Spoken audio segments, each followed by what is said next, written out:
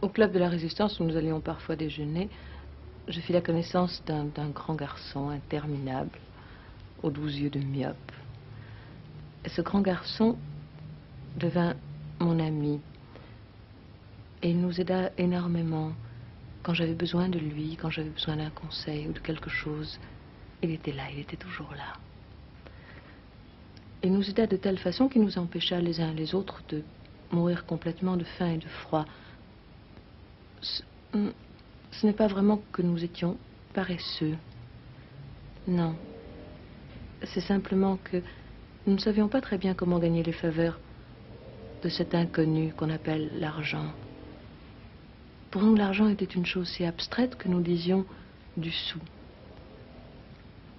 François rentra en possession de sa maison de confection qui avait été confisquée à ses parents pendant l'occupation. Et rentrant en possession de cette maison de confection, il nous habilla tous de pied en cap. Et les choses commencèrent comme ça. D'abord, on fut vêtus de drap kaki, par la force des choses. C'était la guerre.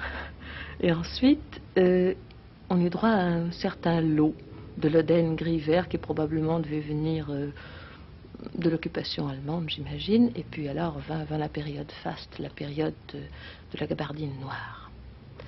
Et nous fûmes tous habillés, par la force des choses, une fois de plus, en garçons, parce que la maison de confection de François ne comportait pas de département féminin. Nous étions habillés comme des garçons, vous avez de grandes épaules carrées, des petits boutons, dans le mauvais sens.